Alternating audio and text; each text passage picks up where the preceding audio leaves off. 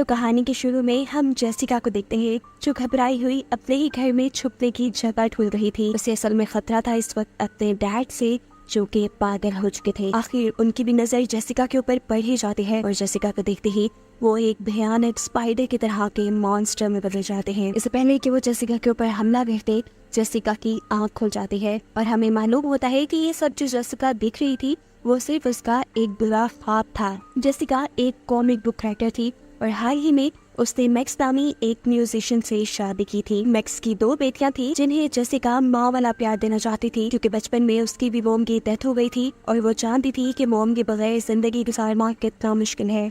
हालांकि इन बच्चों की मोम मरी नहीं थी, असल में वो पागल हो गई थी और एक मेंटल हॉस्पिटल में आजकल एडमिट थी। जेसिका के डैड जो उसके ख्वाब में आए थे वो भी पागल ही थे और इस टाइम हॉस्पिटल में ही एडमिट थे। उनके साथ ये सब कुछ जेसिका के बचपन में ही हो गया था और जेसिका आज भी उसे हॉस्पिटल में मिलने जाती थी। हालांकि वो जेसिका को पहचान भी नहीं सकते थे। जेसिका आजकल अपने इन बुरे सपनों से बहुत ज्यादा डर चुकी थी, इसलिए उसने फैसला किया कि वो अपना घर बदल लेगी। माहौल चेंज होने पे उसे लगा था कि उसकी दिमागी हालत पे कुछ सुधार आएगा, इसलिए वो मैक्स की फैमिली के साथ अपने बचपन वाले घर में शिफ्ट हो गई। यहाँ आने पर जेसिका काफी रिलैक्स फील कर रही थी। पुराने सामान में जेसिका को एक कैमरा मिलता है जिसमें उसकी बचपन की बहुत सी वीडियोस रिकॉर्ड थी, जिनको देखकर वो खुश भी हुई और हैरान भी, क्योंकि जो कुछ भी वो देख रही थी उसे बिल्कुल याद नहीं था। उसे अपना बचपन याद नहीं था। तब मैक्स उसे कहता है तो क्या हुआ, उस टाइम तुम 5 साल की थी। इतनी उम्र के बच्चे अक्सर बातें भूल जाते हैं। जब जेसिका 5 साल की थी तो उसकी मॉम मर गई और इसी दौरान किसी वजह से उसके डैड पागल हो गए। ऐसे छोटी सी ही उम्र में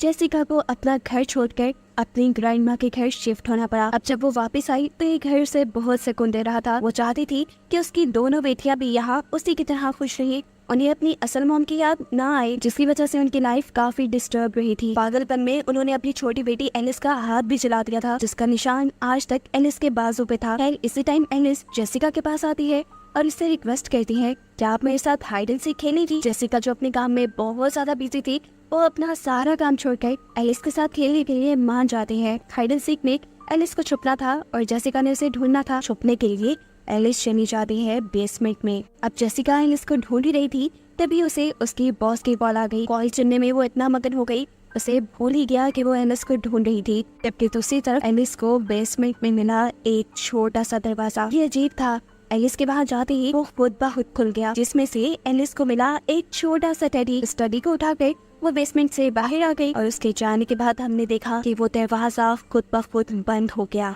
यहाँ जेसिका को जैसे ही याद आया कि वो तो एलिस को ढूंढ रही थी, वो ढूंढते हुए एलिस के रूम में आई। लेकिन अब एलिस जेसिका के साथ खेलना नहीं चाह रही क्योंकि एलिस को मिल गया है अपना एक नया दोस्त, एक टेडी।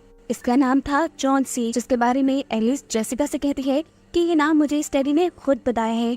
जेसिका को ये सुनकर थोड़ा अजीब तो लगा, लेकिन फिर उसने ये सोच लिया कि बच्चों की इमेजिनेशन स्ट्रॉन्ग होती है, शायद इसलिए एलिस ऐसी बातें कर रही है। बाहर एलिस की बहन इस टाइम सोशल मीडिया पर पोस्ट करने के लिए पिक्चर्स ले रही थी। पिक्चर क्लिक करने के बाद वो नोटिस करती है कि उसकी पिक्चर में एक बूढ़ी औरत है जो अजीब से तरीके से उसे घूर रही थी। उसे देखकर वो डर गई। वो बाहर गई तो वहाँ कोई औरत नहीं थी। वो कंफ्यूज होकर इस ओल्ड लेडी को इधर उधर देखने के लिए लग जाते हैं। तभी उसके साथ वाले घर से एक लड़का निकल कर आता है जो उससे देखकर उससे बातें करने लगा, उससे दोस्ती करने की कोशिश करने लगा। लेकिन उसी वक्त जेसिका ने आकर उसे डांट दिया और ये कहा कि तुम्हारे जैसे दोस्त की मेरी बेटी को जरूरत नहीं, तो प्लीज दूर रहना मेरी बेटी से। जेसिका की इन्हीं छोटी मोटी रिस्ट्रिक्शंस की वजह से टाइलर को जेसिका ज्यादा पसंद नहीं थी। वो जेसिका को अपनी मॉम भी नहीं मानती थी। अब रात में हम जेसिका को मैक्स के पास देखते हैं। ये दोनों ज्यादा आज इसलिए खुश नजर आ रहे थे क्योंकि उन्होंने नोटिस किया था कि एलिस इस घर में बहुत अच्छे से एडजस्ट हो गई थी। वो यहाँ पहले से ज्यादा खुश रहने लगी थी। उसने एक टेडी को अपना दोस्त भी बना लिया था जिससे वो बातें करती थी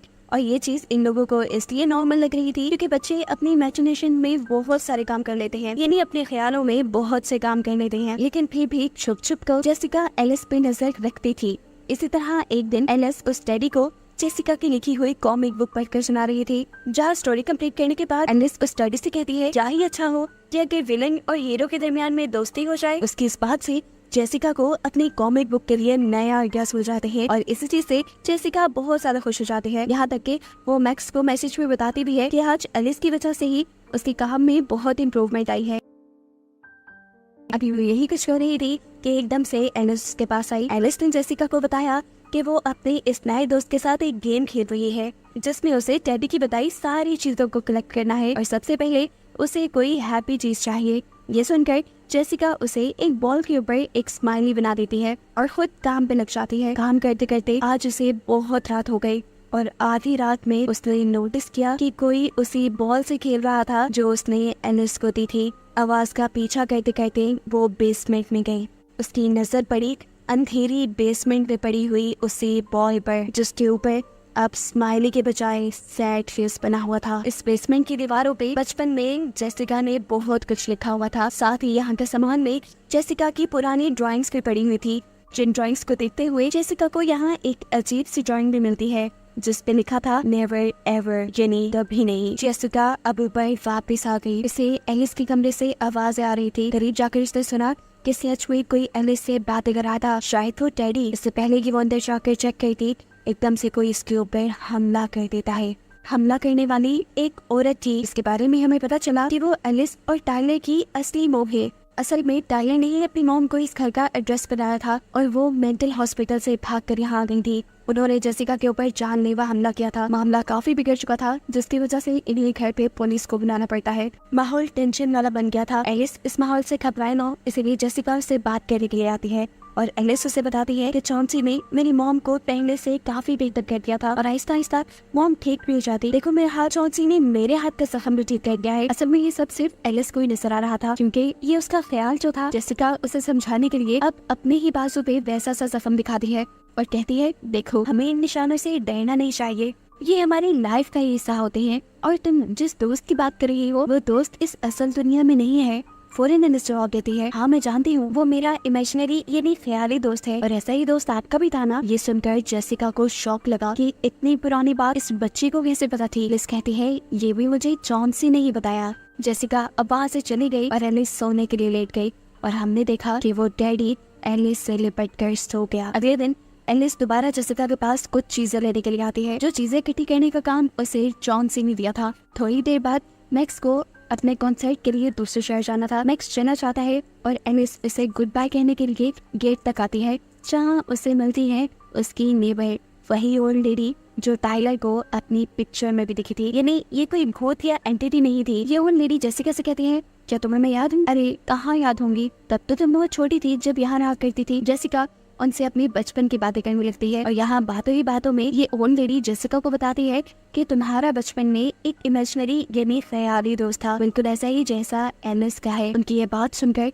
जेसिका को एक और महत्वपूर्ण शौक लगा था। जेसिका अपने पास्ट के बारे में बहुत कंफ्यूज थी। अगर कोई इसका पास्ट जानता था तो वो उसकी डैडी थे, इसलिए वो अपने डैड के पास हॉस्पिटल में मिलने के लिए जाते हैं। इसने अब अपने डैड को बताया कि वो अपने बचपन वाले घर में रहने के लिए वापस आ गई है। वो जो कभी जेसिका की किसी बात का रिस्पॉन्स नहीं करते थे, आज उन्होंने फौरन मुड़कर जेसिका की तरफ देखा और उससे कहा कि सालों पहले भी किसी ने मेरा एतबार नहीं किया था। उस घर में मैंने उस चीज की आंखों में देख लिया था जिसके बाद मैं अंधा हो गया, पागल हो गया। ये कहते ही वो पागलों की तरह चिल्लाने लगते हैं, जिसे सुनकर डॉक्टर से यहाँ आ जाते हैं और जेसिका को यहाँ से जाना पड़ता है। लेकिन जेसिका अब अपने डैड की हालत को देखकर काफी परेशान थी। घर पर हम देखते हैं कि एलिस एक जार में बहुत सी कीड़े जमा कर रही थी। टाइलर के पूछने पर वो बताती है कि ये कीड़े वो अपने डैडी के कहने पर जमा कर रही है। उसने मुझसे वादा किया है कि अगर मैं उसके बताए सारे काम करूंगी तो वो मुझे अपनी दुनिया में ले जाएगा। टाइलर उसके बातों पर ज्यादा ध्यान नहीं देती और घर के अंदर चली जाती है जहाँ उसने अपने नेबर को बुलाया था क्योंकि आज जेसिका घर पे नहीं थी। जो लड़का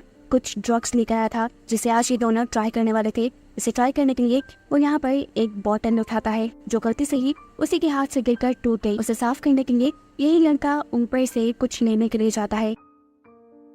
हम देखते हैं कि चौंसी उसे गुस्से से देखता रह जाता है। इससे पहले कि चौंसी उसके ऊपर हमला कर देता, यहाँ टाइलर आकर उसे नीचे चलने को कहती है। इतनी देर में हम देखते हैं कि जेसिका भी आ गई थी जिसके हाथ लग गई थी उन दोनों की ड्रग्स, जिसे देखकर प्रोफेसर से तिलमिला गई।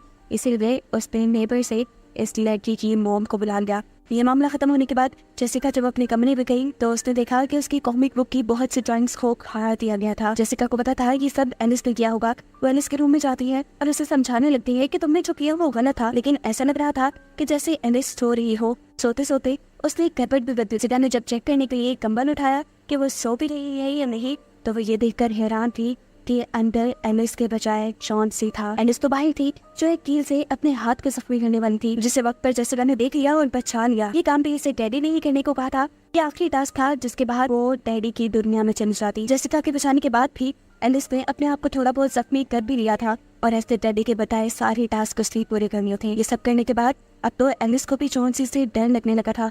वो अजीब सी हरकतें करने लगी थी और इसकी वजह से जेसिका काफी ज्यादा परेशान हो चुकी थी। इसीलिए वो साइकियाट्रिस्ट को अपने घर बुलाती है। साइकियाट्रिस्ट यहाँ पर एक रिकॉर्डर लगा देती है और फिर एलिस और जेसिका से बात करती हैं और कुछ देर में हमें एक बहुत बड़ा सच ये पता चलता है कि असल में कोई चॉन्सी, कोई डैडी एग्जिस्ट ही नहीं करता था। जो कुछ भी था वो सिर्फ एलिस की इमेजिनेशन थी और एलिस के साथ साथ जेसिका की भी। यानी यहाँ पर कोई खिलौना भी नहीं था, वो खिलौना भी एलिस और जेसिका दोनों की ही इमेजिनेशन में था। साफ मतलब था कि एलिस के साथ साथ जेसिका को भी कोई मेंटल डिसऑर्डर है, यानी कोई दिमागी बीमारी है। जेसिका को तो इस हकीकत पे यकीन ही नहीं मिलता था। वो टाइलर को भी जिक्र दिखाकर पूछती है, लेकिन जो उन्हें पता चला वो सब सच था। खैर अब साइकियाट्रिस्ट जेसिका को बताती है कि एलिस ने अपने पूरे सेशन में नेवर एवर का वर्ड यूज किया है। ये वर्ड मेरे एक पुराने पेशेंट ने भी अपने सेशन में यूज किया था। उसे भी ऐसे ही इमेजिनरी यानी ख्याली चीजें नजर आया करती थी और फिर एक दिन वो गायब हो गया और समझाने से पहले ये बताया था कि वो डैडी उनका ख्याली दोस्त उसे अपनी दुनिया में ले जाएगा। फिर आने की बात ये थी कि वो बच्चा आज तक किसी को नहीं मिला। नेवर नेवर का सुनकर जेसिका को भी अपनी बचपन वाली ड्राइंग याद आई, जिसे वो उठाकर साइकियाट्रिस्ट के पास लेकर आई। उसे यकीन हो गया कि यहाँ कोई एंटिटी है जो उनके माइंड्स को कंट्रोल कर रही है। बचपन में वो जेसिका के माइंड को कंट्रोल करती थी और अब वो एलिस के माइंड को कंट्रोल कर रही है। ले जाने के बाद अब जेसिका और टाइलर एलिस को ढूंढने लगी, लेकिन एलिस और ये पूरे घर में नहीं मिली। वो बेसमेंट पे चली गई थी जहाँ वो चॉन्सी के कहने पे एक दीवार पे पेंट करते हुए दरवाजा बना रही थी। ये काम उसे डैडी ने करने को ही बोला था, क्योंकि ये करने के बाद उसकी दुनिया का दरवाजा खुल जाता। इससे पहले कि जेसिका और टाइलर वहाँ पहुँचते, एलिस उसके अंदर चली जाती है और गायब भी जाता है। इन दोनों को वो घर पे कहीं नहीं मिलती और इन्हें पुलिस को इन्फॉर्म करना पड़ता है। पुलिस को भी एलिस कहीं नहीं मिली और टाइलर इस सब का जिम्मेदार जेसिका को ठहरा रही थी कि वो एक अच्छी मॉम साबित नहीं हुई। इन सबको परेशान देखकर उनके साथ वाले घर से ऑलरेडी बाहर निकलती है और इन दोनों को लेकर अपने घर आती है। ऐसा लग रहा था कि उनको शायद कुछ सच पता है।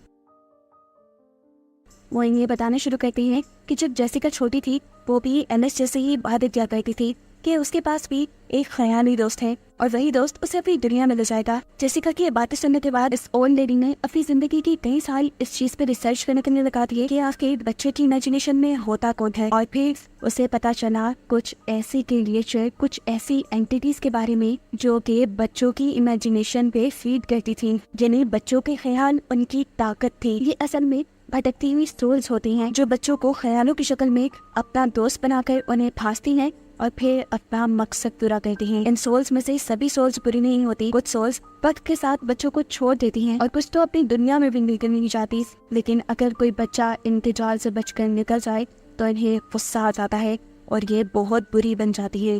और ऐसा ही हुआ था जेसिका के साथ भी। जेसिका को जिस सोल ने अपने अंदर करके रखा था, आखिर में उस सोल से उसके डैड ने जेसिका को बचा लिया और अब उस सोल की भूख बहुत ज्यादा बढ़ चुकी थी। इसी वजह से उसने एलिस को अपने पास फंसाया। सिर्फ यही नहीं, वो तो सालों से जेसिका के इंतजार में भी था, इसीलिए अब तक वो जेसिका की इमेजिनेशन में उसे नजर आ रहा था। जेसिका उसकी सारी बातें सुनकर अपने घर जाती है और अपनी बेसमेंट की दीवारों पे मिटी हुई चीजों को दोबारा कलर करना शुरू करती है और उसे यहाँ पे वो सारी चीजें लिखती हैं जो बचपन में डैडी ने उससे करने को भी थी। ये उसकी दुनिया में जाने से पहले की शर्तें थी। यही शर्तें तो एलिस भी पूरी करके वहाँ गई थी। जेसिका को हर हाल में अपनी बेटी एलिस को बचाना था और इसके लिए जरूरी था कि वो भी उन सोल्स की दुनिया में समझाए। इसीलिए वो दीवार पे लिखी हुई सारी बातों को पूरा करती है ताकि उनकी दुनिया का दरवाजा खुल जाए। बाकी सारी चीजें तो जेसिका ले आई थी, आखिर में उसे खुद को चोट पहुंचानी थी जो वो ठीक से कर नहीं पा रही थी।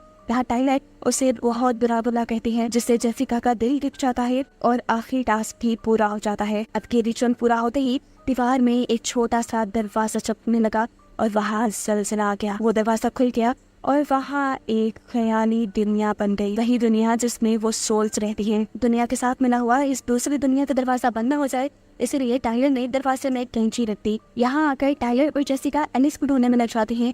सबके हम देखते हैं कि वो ओल्ड लेडी यहाँ आकर बहुत खुश थी क्योंकि उसने सालों लगा दिए थे अपनी इस रिसर्च पे और सालों रिसर्च करने के बाद आखिर वो इस ख्याली दुनिया में पहुंच गई थी। यहाँ पर जेसिका को अपनी बचपन की बनाई एक ड्राइंग दिखी, जिसे पकड़ने पे यहाँ एक स्क्रीन चलने लगी। स्क्रीन में जेसिका को वो दिन नजर आ रहा था जिस दिन वो भी इस डैडी की झांसे में आकर इस इमेजिनरी दुनिया में आने वाली थी। उसके डैड ने जेसिका को अंदर जाने से बचा लिया, और जब वो ऐसा कर रहे थे तो वो एंटिटी जबरदस्ती जेसिका को अपनी दुनिया में खींच रही थी। जेसिका को बचाने के चक्कर में जेसिका के डैड ने उस एंटिटी की आंखों में देख लिया और ऐसे वो अंधे हो गए। लेकिन किसी तरह करके उन्होंने फिर भी जेसिका को बचा लिया और उस दुनिया का दरवाजा बंद करके उसे काला पेंट कर दिया, जिसकी वजह से वो दरवाजा बंद हो गया। ये सब देखकर जेसिका को बहुत रोना आया। जेसिका के डैड ये सारी हकीकत सभी लोगों को बताते थे और इसी वजह से उन्हें पागल कहा जाता था। शायद आप लोग दूसरे रूम में जाते हैं जहाँ फाइनली इन्हें एलिस मिल जाती है, एक बड़े खूबसूरत से कमरे में। ये कमरा एलिस की इमेजिनेशन थी, जैसा वो सोच रही थी वैसा ही बना हुआ था ये कमरा।